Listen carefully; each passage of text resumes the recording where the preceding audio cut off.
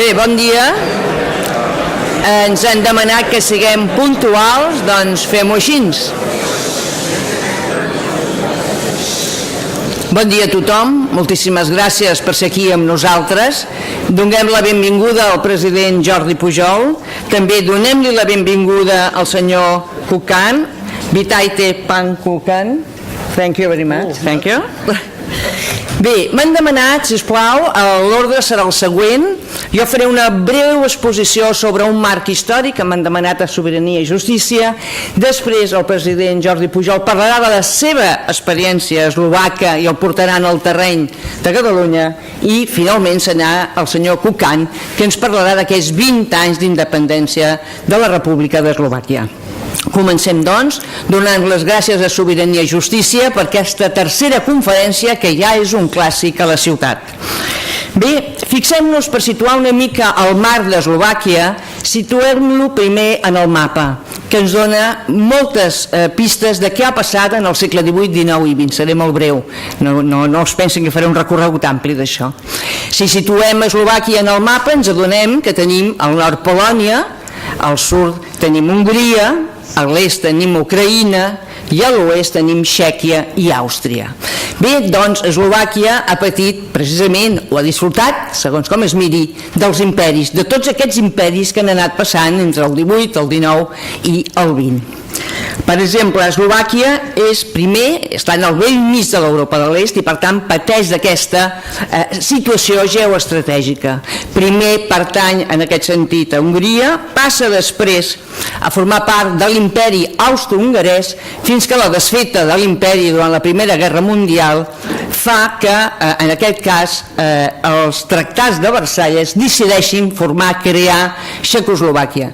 Sabem que els tractats de Versalles no van ser molt curosos en posar límit o fronteres i van haver minories que d'alguna manera van quedar integrades en Txecoslovàquia i que després van crear alguns problemes interns també al nou estat. Bé, durant la Segona Guerra Mundial el que passa és que, en aquest cas Eslovàquia, es constitueix en una república independent sota també un altre imperi, el del Tercer Reich. I el 1948, quan es crea ja tota la xarxa que representa la Unió Soviètica i el paraigua, el gran paraigua que representa aquest nou imperi, que és el món soviètic, en aquest cas Txecoslovàquia quedarà també immersa sota tot aquest món de l'est, sota aquesta altra part del mur de l'acer. Bé, és aquest caràcter de frontera entre otomans, germànics i hongaresos el que ha estat una de les característiques més importants geoestratègiques i també de conflicte intern.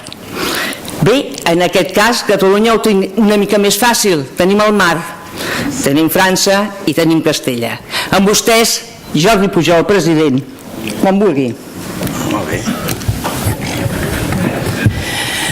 Okay, I'm very glad to have you today among us. No? I remember that many years ago I had some relations with Slovak politicians. Now we are remembering Mr. what was the name? Czarnoworski. Very difficult name for us. That's a difficult name. Yeah. Okay. And I am very glad to see now that really the story of Slovakia during the last 20 years has been a success story, no? That the independence has been a success story, no? Therefore, people who say that independence will be a disaster, the independence will be a great problem, it will be a very... then that obviously that can be true. That can be true. But it is also sure, and that you are a good example of that it can be exactly the contrary. It can be a very impressive success. In any case, I am very glad to have you today among us, and to make a contribution to this consciousness that really when people in a nation really wants to be free and wants to go ahead through their own initiative, that can be possible and can be successful. No?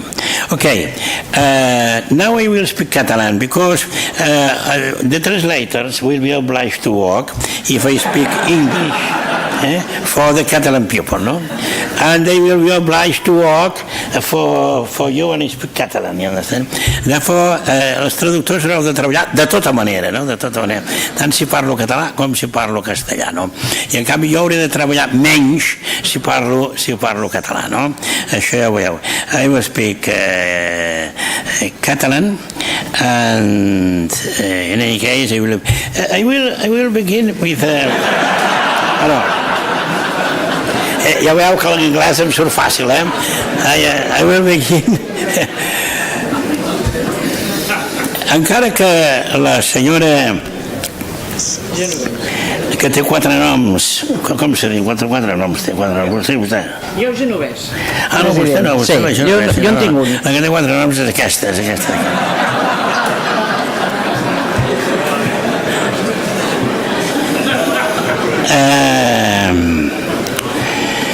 Mirin, jo de tota manera una mica d'explicació sobre Eslovàquia els hi faré. Naturalment el senyor Kukan els hi faria millor que jo, però jo els hi faig en català directament i per tant és entenedor això, no? Escoltin, ells no ho tenien fàcil. O sigui, això és una cosa que val la pena d'explicar quan se'ns explica que tot... I clar que ho tenien difícil, però no ho tenien difícil, no ho tenien fàcil. Però és una història clara, diguem-ne, de que les coses, les dificultats es poden superar, no? Ells, per circumstàncies que ara no explicaré, en el moment que es van crear els nous estats del centre d'Europa, van quedar... Què passa? Ah, no, res. Anem bé. We are walking well till now. En aquell moment van quedar arraconats, van quedar oblidats, no? I els txecs van aconseguir que es fes una Txecoslovàquia, o sigui, Txèquia i Eslovàquia. Els txecs tenien un gran prestigi polític i intel·lectual, per dir-ho així, i ideològic en els països de l'oest d'Europa, sobretot a França, també a Anglaterra, i els eslovacs havien quedat una mica més endarrerits.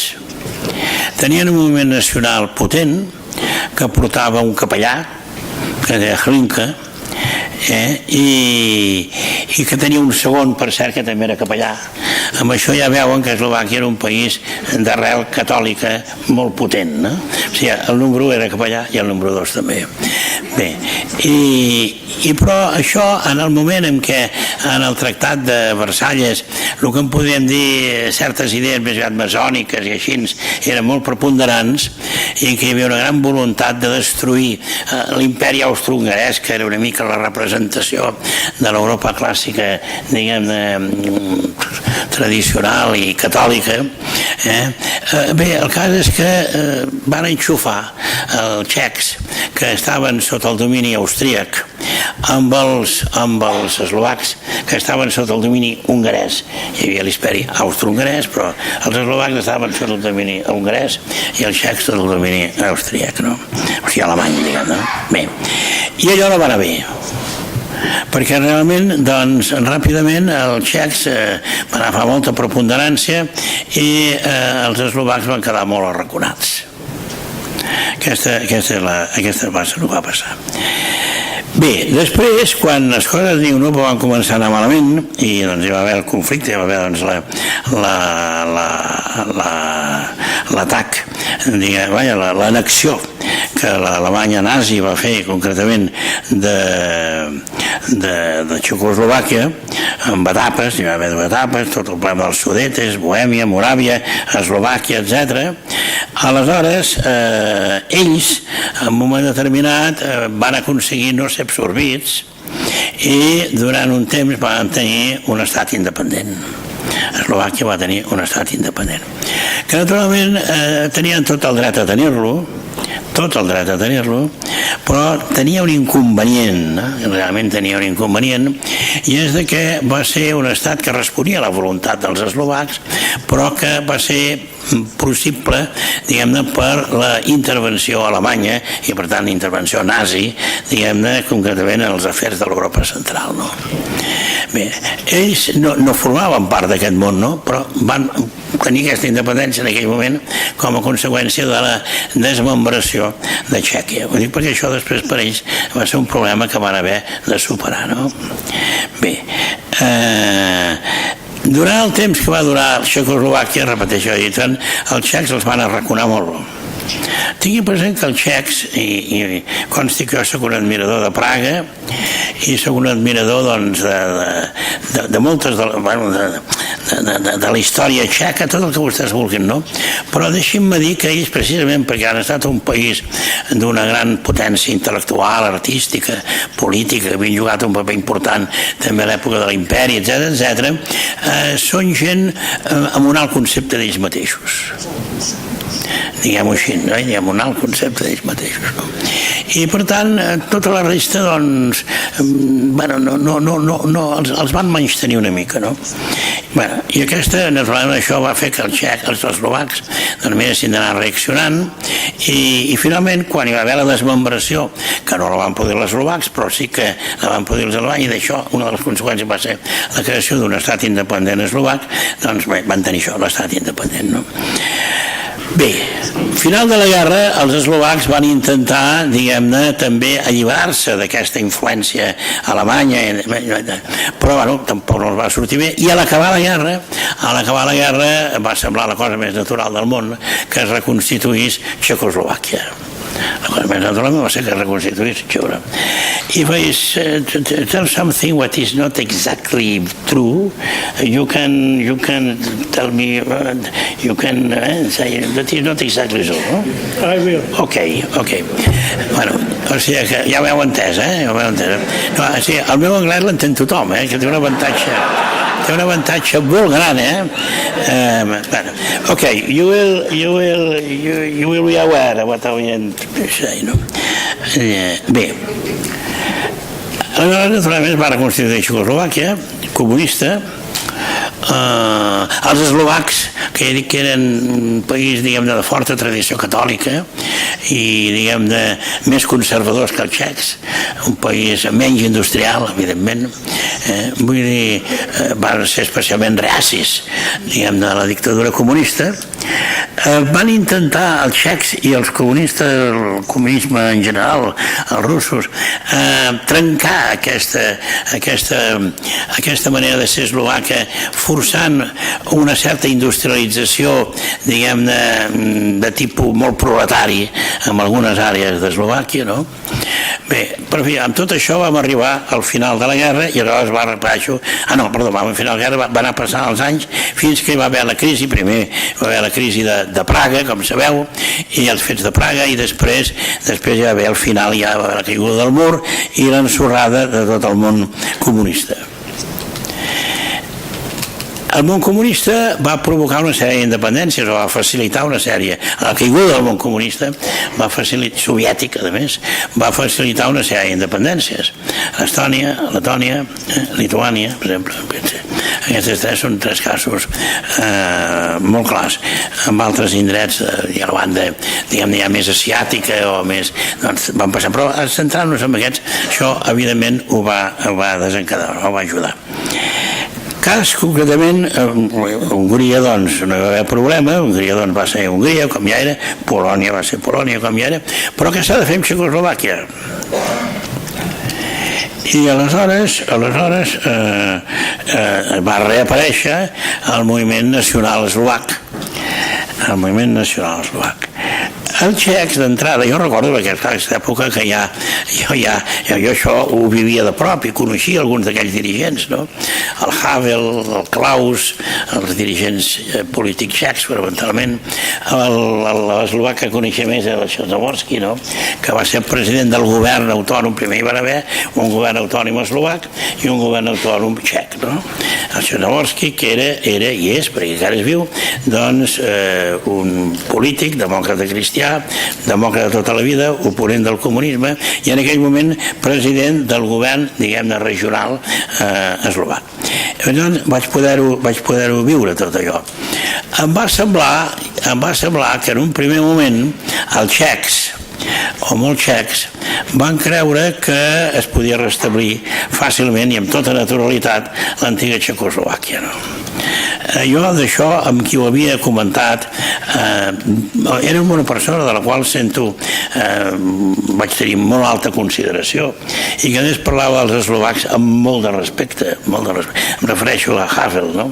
Molt de respecte, però ells donaven per segur que Txecoslovàquia era una cosa que ja havia estat, diguem-ne, incorporada en la manera de pensar també dels eslovacs, no?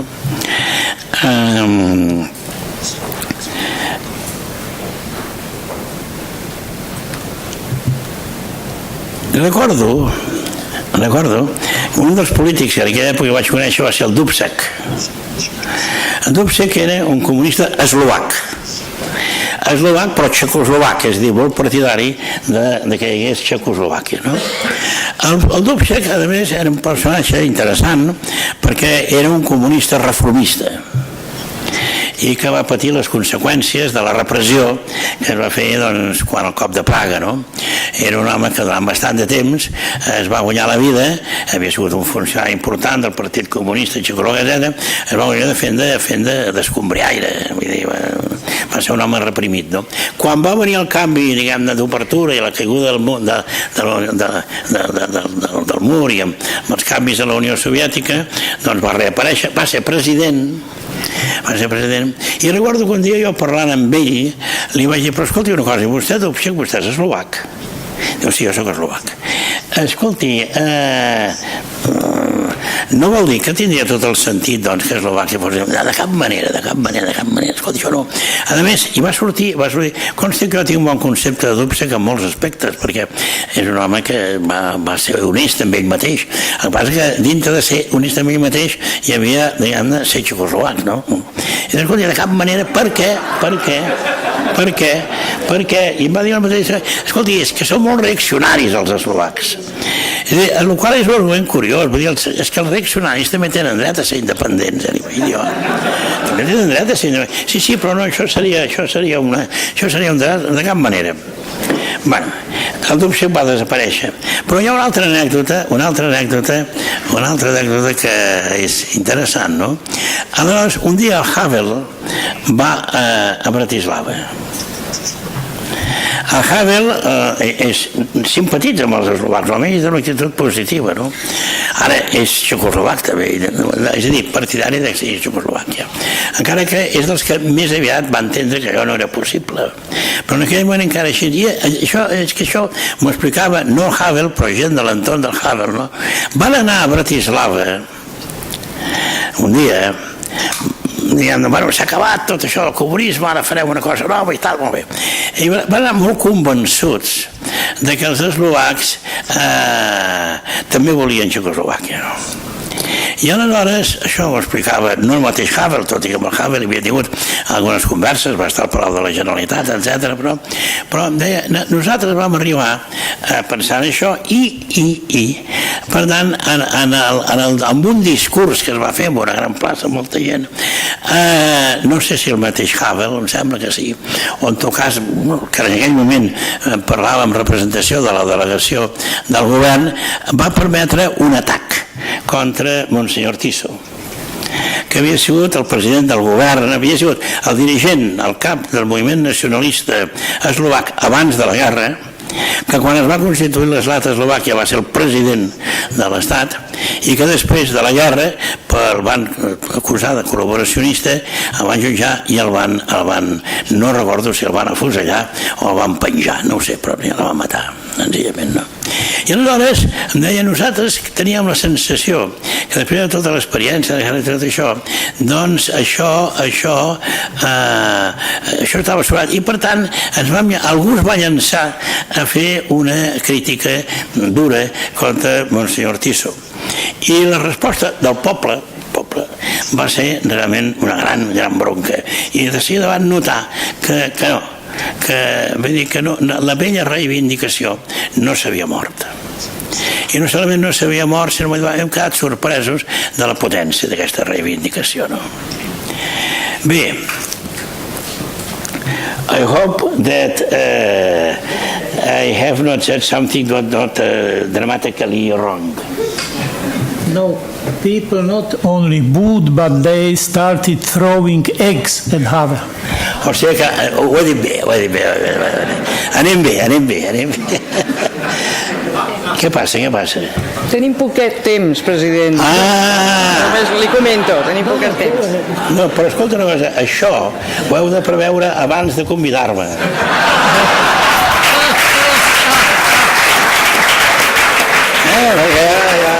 Jo sóc com sóc, o no? Bueno, si s'ha fixat, jo he fet l'índex històric. Vostè desenvolupa la lliçó. I will speak shorter.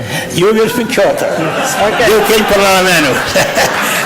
But people are here for you, not for me. Okay. Because people know me. And you are the new fact today are you, no? You and the others. Ok. Bé, escolta una cosa. Ja miraré de pressa, però escolteu, és que és important pel que va. Aleshores, una altra cosa. De tota manera, els eslovacs, I hope that you will be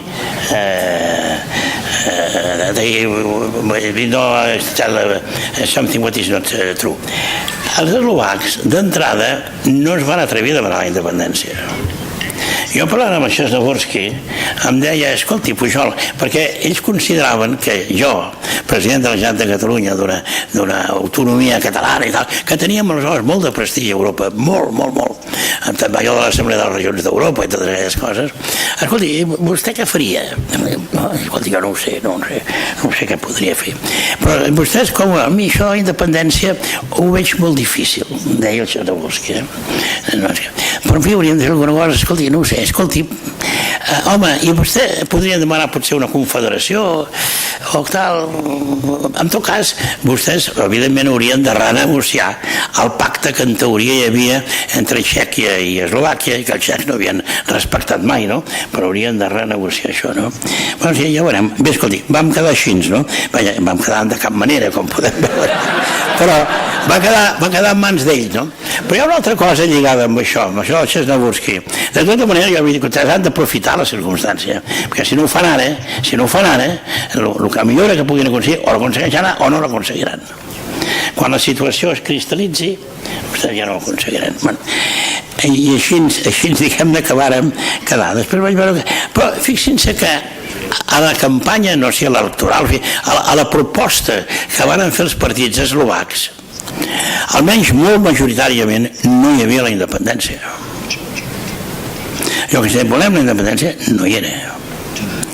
Ni tampoc, i no es va plantejar tampoc a l'inici de les converses entre eslovacs i txecs. Busquem una solució i tal. I tot d'una va passar que es van precipitar les coses i els txecs, jo crec, i aquí sí que now I am very interested, even personally, to know afterwards that if that what I telling now it is actually true or not. Els txecs, jo crec que tant o més que els eslovacs, els txecs van precipitar les coses, no? Ho van precipitar i tot d'una doncs van dir, escolta, ni confederació ni federació ni la independència. Això ens ho explicarà millor el senyor Kukan, no? Però, de fet, és a dir, per exemple, no hi va haver referèndum, no hi va haver consulta, això que diem, la consulta, que el poble... No, escolteu, oiga, i va bé, van negociar, jo diria que molt fàcilment. Això que diem ara les estructures d'estat aquí van ser molt ràpides d'establir, perquè van dir, escolta, mira, tot el que hi ha a Eslovàquia és pels eslovacs, i tot el que hi ha a Txèquia és pels txecs, no? Les oficines, els impostos, etc. Tot això. Em sembla recordar que l'única cosa que va pagar pendent i que van estar discutint durant 3 o 4 mesos va ser un petit poble, un poblet hi havia, que no sé si, diu que sí, que no sabia si quedava de la banda eslovaca o de la banda txeca. Em sembla que va acabar de la banda eslovaca. No? This small village has been Slovakia. Slovakia in Moravia, yes. Déu-n'hi-do, vull dir, Déu-n'hi-do, no ens equivoquem gaire. Bé, escolta, i així va anar. O sigui, per tant, conclusió. Conclusió. Els processos d'independència són molt difícils tots, però de tota manera quan hi ha una certa idea clara i una voluntat col·lectiva, quan per exemple el país reacciona, això que he estat explicant, quan Havel, que era el millor polític txec que podien tenir els eslovacs, era Havel, no? Però va, i pensant-se que en fi, que disfruta d'aquesta acceptació i que ell havia jugat net, ell personalment havia jugat net, diu, escolta, no, fins aquí no. Per tant, les coses es produeixen d'una manera a vegades inesperada, no? Tan inesperat va resultar pels eslovacs, també pels eslovacs una mica, que jo en aquella època que era president de l'Assemblea de les Regions d'Europa, un dia vam fer una reunió, no sé on, una població europea, no? I va venir el primer ministre d'Afers Estrangers que va tenir Eslovàquia en el moment de la independència. I jo li dic, escolti, senyor ministre, què fa vostè aquí? És que nosaltres a Eslovàquia som membres de l'Assemblea de Regions d'Europa. Vostès eren membres de l'Assemblea de Regions, però ara no en són. Vostès són un estat. Què hi fa aquí? I em va dir una cosa que demostra que els eslovacs tenien un punt de complex, havien tingut. Diu, escolti, nosaltres hem de mirar de ser a totes les tribunes, això que ara fem els catalans, hem de mirar de ser a totes les tribunes, perquè no tenim prou bona premsa en el món occidental. El món occidental vol dir a l'Europa occidental, allò que ens he dit abans. Per tant, jo soc, escolti, vagi-se'n. Miri, faci'm un favor, no el vull veure aquí. Vostè se'n va a l'ONU, ara, agafa l'avió d'aquí, se'n va a l'ONU, i posa un pal allà i posa la bandera eslovaca. Vull dir, això és el que toca. Però I don't remember the name of this Minister of Foreign Affairs. Bé, però bueno, és per dir-los que les coses han anat portant bé, molt bé, però tot una el procés es va desencadenar que fins i tot el ministre d'Afers Estrangers, el primer, no se n'havia donat ben bé de què havia canviat la situació, no? Bé, escoltin, tot això acabo, el que he d'acabar. No, per dir una cosa, tot això és un procés bonic, que ha sortit molt bé, extraordinàriament bé, no és habitual. Aquesta mena de fair play, que hi va haver, no és habitual, però el van tenir. Ells hi tenen el seu mèrit perquè van resistir, perquè van insistir, perquè van reivindicar, etc. Però després hi ha la segona part. Perquè hi ha d'una cosa, jo recordo que en aquella època anar a Brussel·les, on fos, un moment. No hem d'explicar al país el que passa i el que s'ha de fer. Però hauria de deixar el senyor Kukan també. Bueno, ja ho explicarà. No tinguis por. Esclar, no m'has fet perdre el fil. És igual, no. Anava a dir una cosa molt bona, molt interessant, decisiva per la independència de Catalunya, però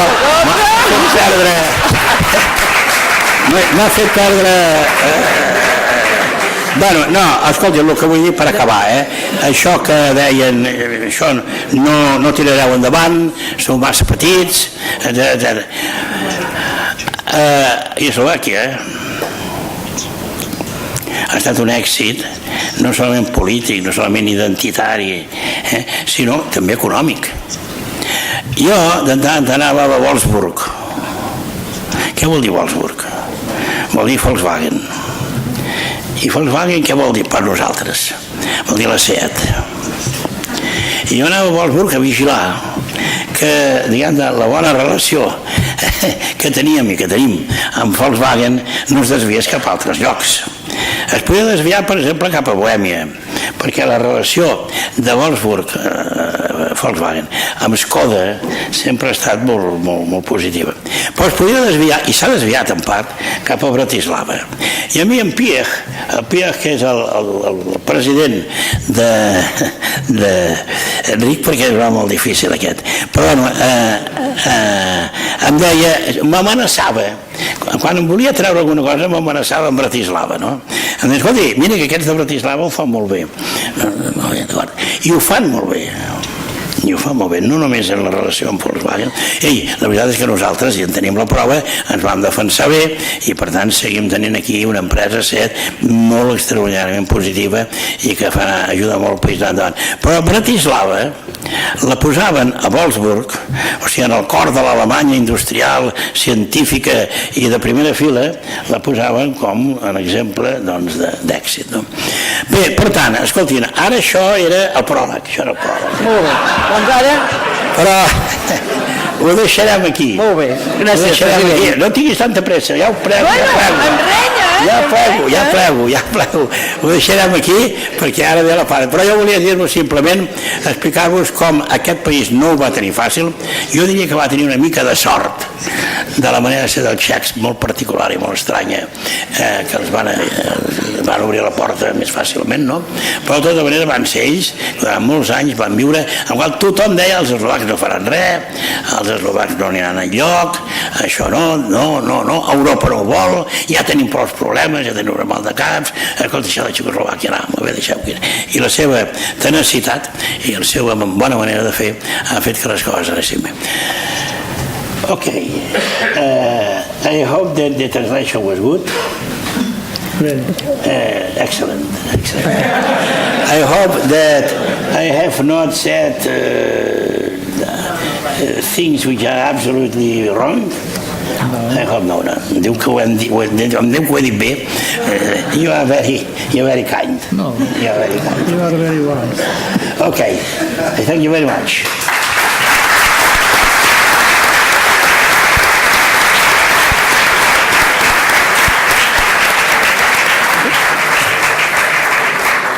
Moltes gràcies, president, ho ha posat fàcil, a més. Bé, el 1900 tornem una mica a introduir el senyor Kukan.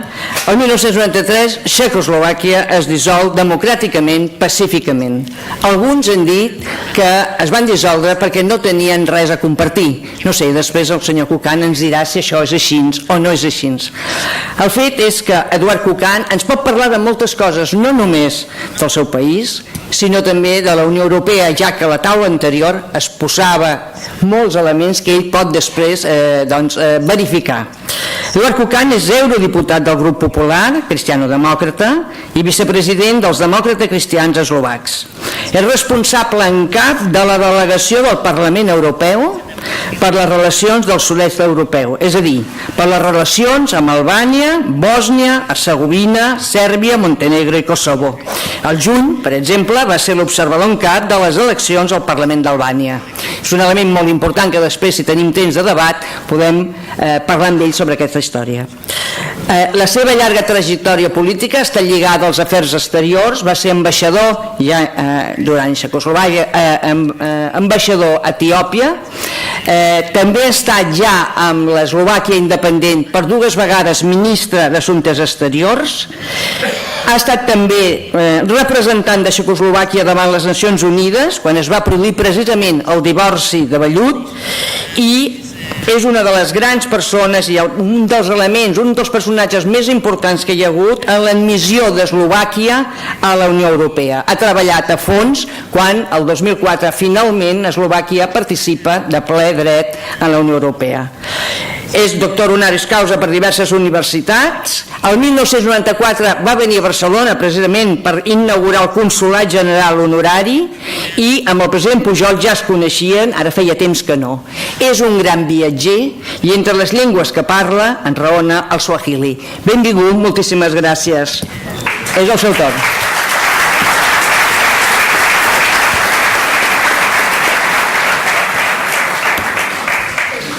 Thank you very much. Good evening, ladies and gentlemen. what can I do after such a intervention?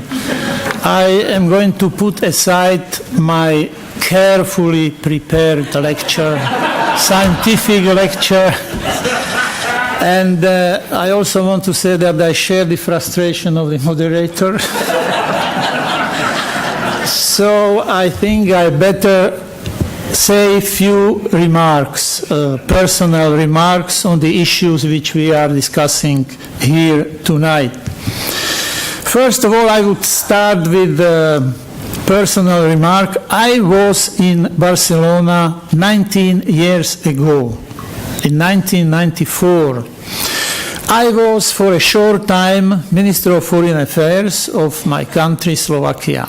At that time, my country was a little bit more than 1 year old, or rather 1 year young, and I paid an official visit to Spain. After having the official audiences in Madrid, I came to Barcelona. I was received by the honorary Catalan president, Mr. Jordi Pujol, and he struck me and he impressed me incredibly by his deep knowledge of the history of Czechoslovakia. He knew it better than I did. And I see that he didn't forget anything, and he knows it even deeper now, and he enriched it with some new experience in some new connections.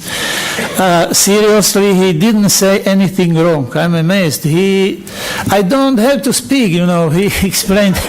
Maybe I will start after the independence of Slovakia and I will leave out all the history, because even for me it was very interesting to listen to him, and pity that we have only 1 hour for this panel, but I will be really short in order to keep the time limits and not to make your life difficult. So the second thing which I did during that visit, Madam already mentioned it, I opened the honorary consulate of Slovakia in Barcelona.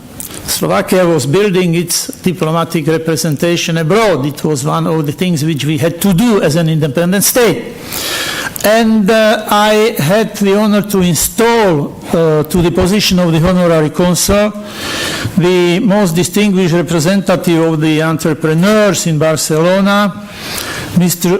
Joan Ignasi Torremeder, and 19 years which passed since then showed that I made very good decision, because he is doing wonderful job for Slovakia. He is doing all kind of assistance for Slovaks who are traveling to this region, and more than that, he contributes very significantly to the better economic and commercial cooperation between the two countries, and I'm very glad to see him in the audience. He's sitting in the front row. So these two things I wanted to mention. Now, I will not go back to the history. You explained how the end of the World War I came, Versailles Treaty, collapse of the Austro-Hungarian Empire, new 14 points of Woodrow Wilson, American president. One of them, the right of nation for self-determination, played important role in the process. Several new states, Serbia, Croatia, Slovaks and Czechs formed the common state on 28th of October 1918. They have never lived like that before. We are very close to each other. We have similar languages, but it was for the first time that Czechoslovakia, that both nations lived together in one state. I agree with what Mr. Pujol said, that that marriage was a marriage of reason or logics, because Czechs with 5 million Slovak felt a little bit more safe vis-à-vis Germany. Slovaks, 5 million plus 10 million Czechs, felt a little bit safer vis-à-vis Hungarians. But the situation in the country was difficult. Yes, Czechs were much more advanced, much more industrial, much better educated, much more intelligent, I am ready to say. Slovaks, at that time, Slovaks were agrarian country, and really Czechs taught us our, I don't know, doctors or whatever during that time. Yes, with the coming of the Hitler's fascist Germany, Hitler's forces went to Prague, to the Prague castle. They established protectorate of Böhmen and Mähren. There was a German protector living at the Prague castle. So it was direct governing of that part of Czechoslovakia. And Slovaks had so-called Slovak state. But as you said, it was a puppet state in the hands of Hitler, headed by the priest. You see many priests in Slovak history. Josef Tiso, not a very good role he played, that's true. And after the World War, he went to court, and the court headed by the Czech, not by Slovak, condemned him, and he was hanged. He was hanged, yeah. Later on, maybe it was not the most clever thing to do. So after the war, again, Czechoslovakia continued. To say to confirm what you said, in 1946 there were parliamentary elections. In Czech part of the country, huge victory for the Communist Party. In Slovakia, no. Democratic Party was a victor in Slovakia. But what is even more important, 2 years after that, in February 1948, it was a communist putsch, communist takeover, and since then Czechoslovakia became a very loyal part of the Soviet bloc. Maybe I'm simplifying something because I want to speak fast. And this situation went on till Velvet Revolution in November 1989. Of course, not everything was okay. Slovaks, it was like Slovaks were complaining that they are being treated by Czechs like a younger brother, that they are not getting what they deserve from the state budget, and Czechs were thinking that Slovaks are getting too much. That they are treating us very well. That Slovaks thought that the representation of Slovaks in the federal institutions was not adequate. In diplomatic service, it was not adequate, and there were some quarrels, but it was not very dramatic. Concerning Alexander Dubček, yes, he was a communist. He was a pro-Russian, but he thought it would be possible to reform socialism or communism. Prague Spring, that term is well known, and he was a supporter of the socialism with human face. His attempts ended with the armies of the Warsaw Pact countries coming to Czechoslovakia, and socialism with human face and Prague Spring was over. They put us back when they wanted to see us. There was agreement on the temporary placement of the Soviet troops in Czechoslovakia. That temporary displacement lasted 21 years. So when we say in Czechoslovakia something temporary, we have our own understanding what it means. Now we are coming to the November 1989, the so-called Velvet Revolution. It was towards the end of that period, communism really discredited itself in the society, especially the artists. You could see many performances in the theater which were absolutely mocking, laughing at the communist leaders, the newspapers, media, everything.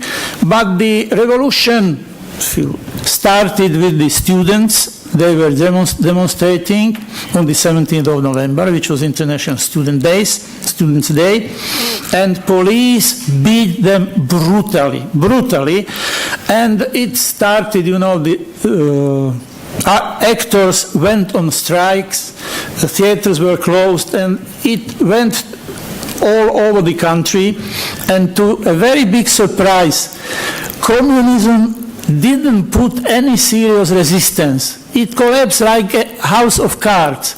So even Havel and his colleagues who were leading the revolution were not completely prepared for that it would come that fast. But there was no violence, really, in the streets of Prague, everywhere, no violence. Stop násilí attack. So no violence. No violence, and that's why we call it velvet.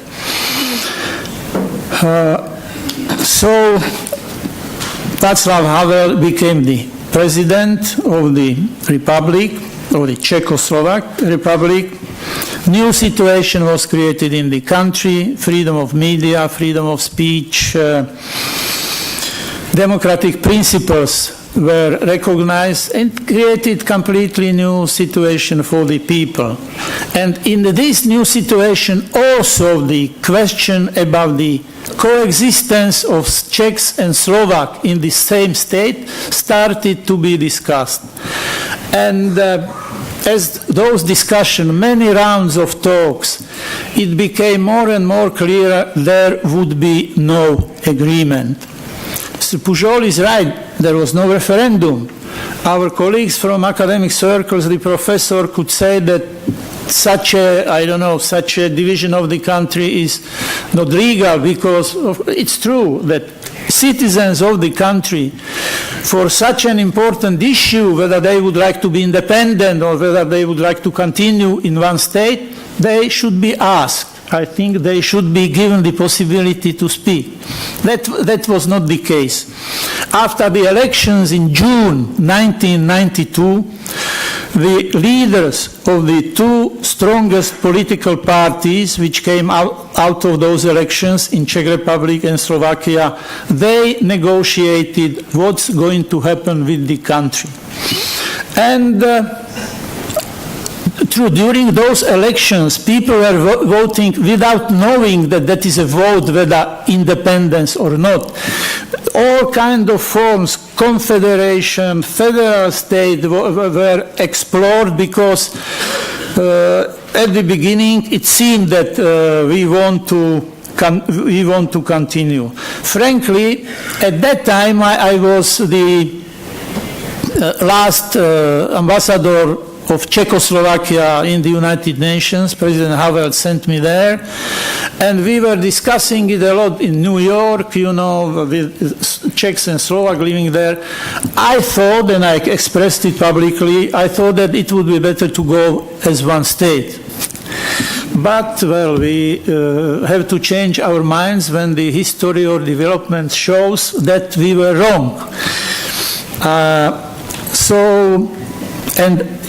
After the division of the country, it was interesting, my people from Slovakia asked me to continue as ambassador of Slovakia. So I have a unique diplomatic experience.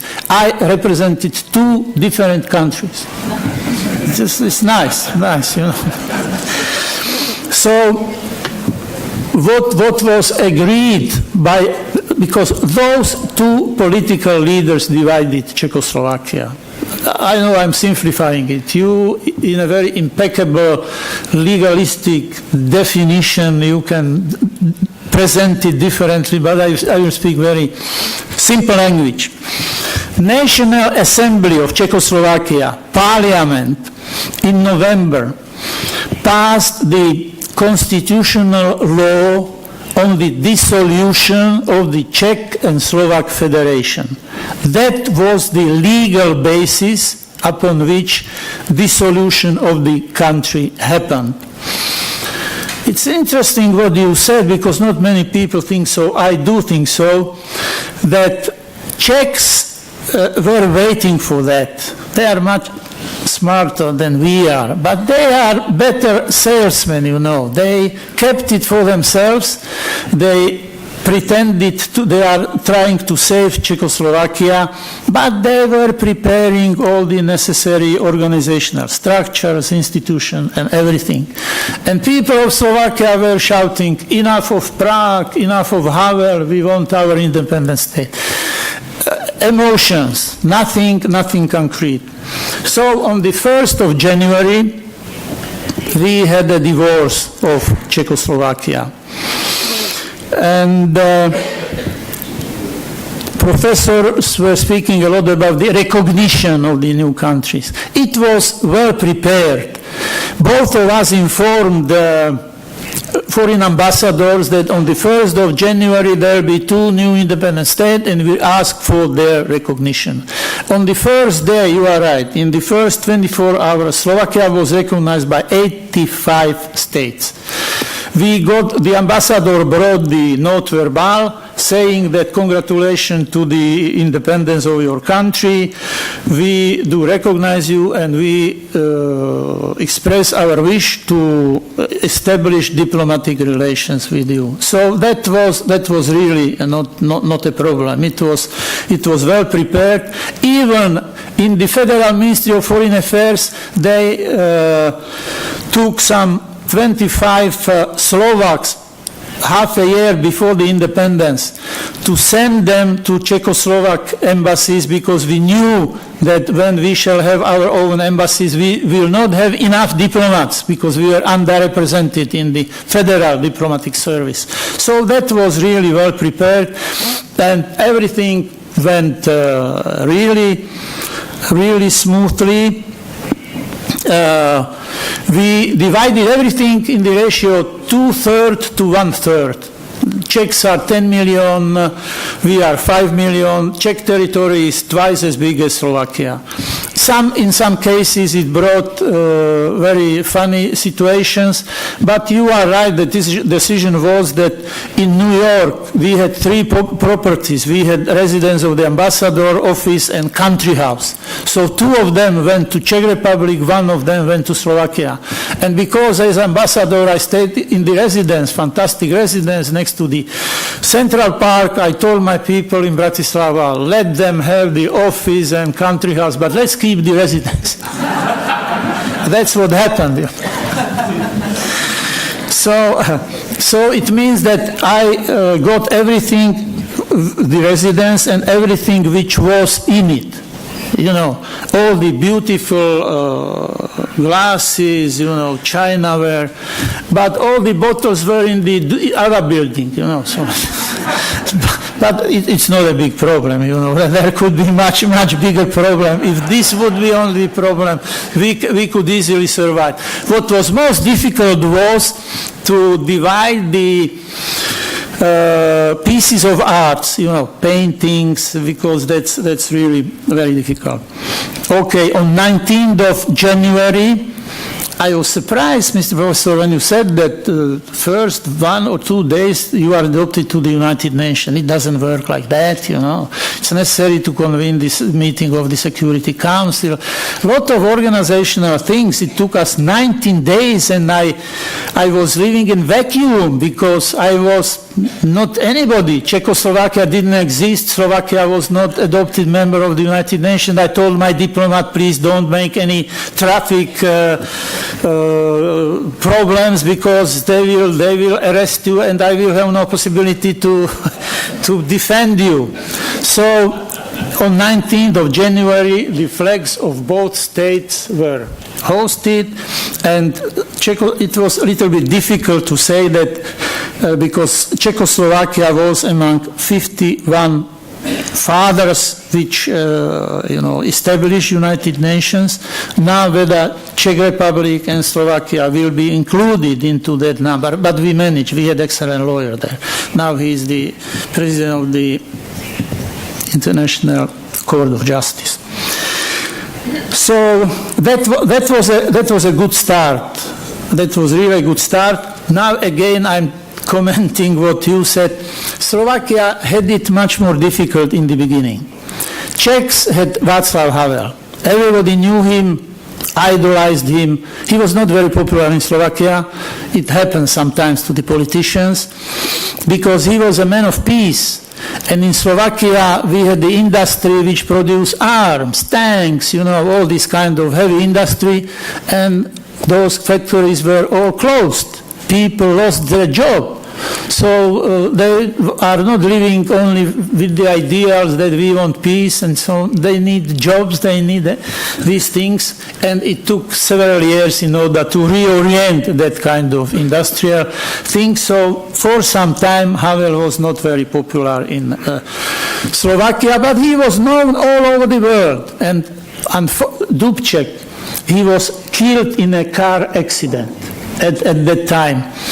If we would have him, he was also a very well-known figure all over the world, but we had Vladimir Mečiar, who was the prime minister, and when his name was mentioned, Vladimir Mečiar, former communist and boxer.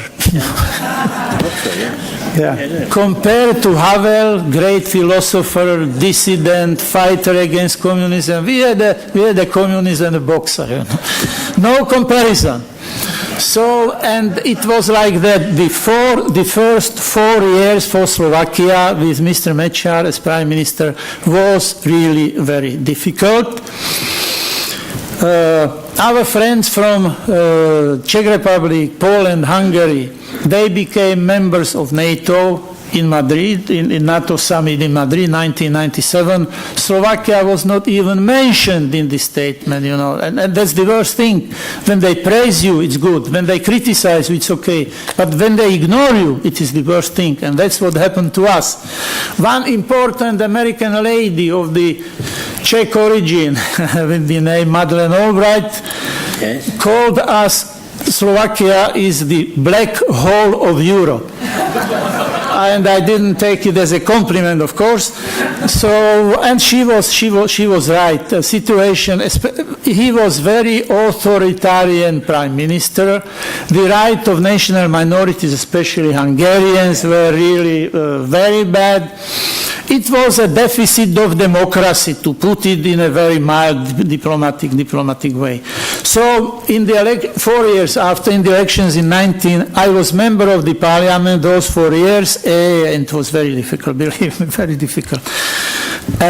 In the elections 1998, all democratic forces from left to right joined and formed the coalition government, which eased out Mr. Mečiar and really started to build the country on the truly democratic principles and started its way to the European Union, to NATO, and to everywhere, to the civilized world, which we were part of geographically, but our membership there stopped for many years.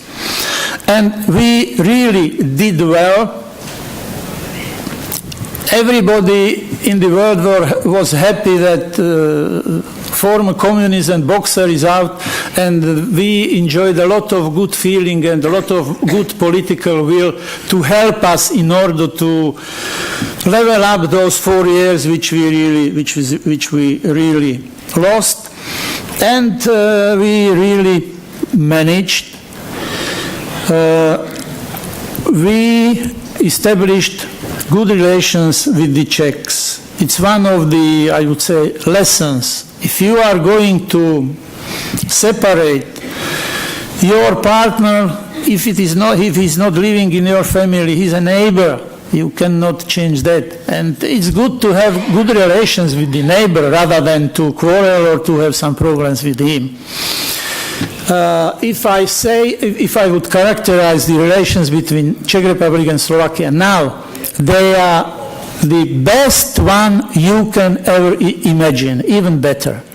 When I was foreign minister, those 8 years, and when I went to the Czech Republic with official visits, I always said that we are very happy that we have these good relations with you. And they asked me, Mr. Minister, so why have you separated? And first of all, I told them, we have not separated. You wanted separation as well as much as we did. And we have such a good relations because we separated. And that was true. We were living with the Czechs in a common marriage for 71 years with some interruptions. So we know each other. We went together through many difficult situations. And when we felt that we were put on an equal footing like the Czechs, there was no sense to quarrel. So, okay, I will finish. I don't want to follow your example. No. So let me really finish. Slovakia proved that small country can do it in a very competent way. When the division came, I was in America. I had many friends, and they were telling me, independence of Slovakia, Edward, stop joking. It's not possible. You will not do it. And we did. And we did, and nobody gave us any discount or any favors. We had to go through the accession negotiation they were playing tricks with us, Commission, it's playing tricks with any new member who is negotiating the membership, because those are negotiations, and you cannot complain that they insisted. Well, you were there, and it is your problem. So Slovakia, after 20 years, is like any other country. It's an equal partner with all other member states of the European Union, with all member states of NATO. We have fantastic young generations. We have very good civic sector, non-governmental organizations who are very good, well cooperating with, in Ukraine, in Belarus, and so on and so forth. So far, we were not successful in resolving the issue of Roma population, but we know it's difficult, and we know that we are not the only one. It's the same problem in Czech Republic, Hungary, Spain, if you allow me to mention. It's a European problem, so we are not desperate. We have very nice nature, scenery. We are landlocked, that's too bad, but we have beautiful mountains, very good conditions for the tourism. We are not using the potential we have. So we know that we are good at something and we need things to improve. And now really, that's all I wanted to tell you, but ladies and gentlemen, I know that I'm in Barcelona.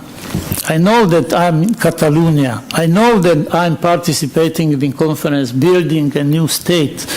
But I was asked to come and speak about the experience of Slovakia and try to stick to that subject very, very strictly.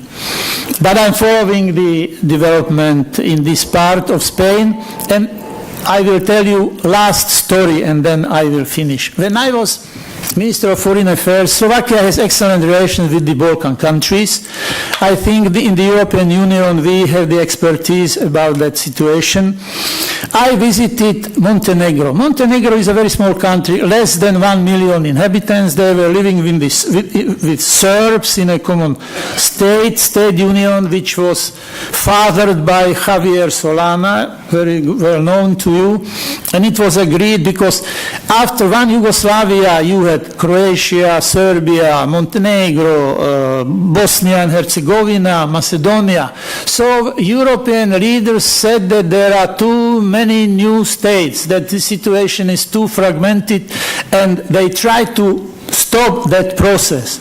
But Montenegrins wanted their independence, and after 3 years of this state, it was allowed them to have referendum, and they fulfilled everything. But once I visited Podgorica, which is capital of Montenegro, and I brought the message from Brussels, I met president, prime minister, speaker of the assembly, that tall people, everyone is more than 2 meters, very good basketball team they could have. And I was trying to tell them, please stay with the Serbs, don't make your own state, and so on and so forth. And they were looking at me and said, Mr. Kukan, you come from Slovakia, what are you telling us?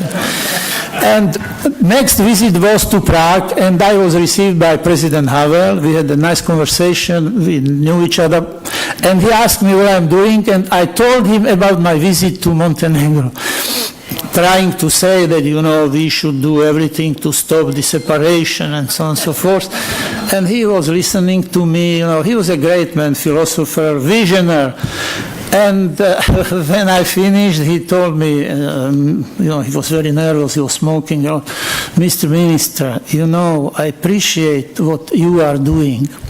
But if those people want their independence, if they want to have their own state, nobody and nothing can stop them. And he was right.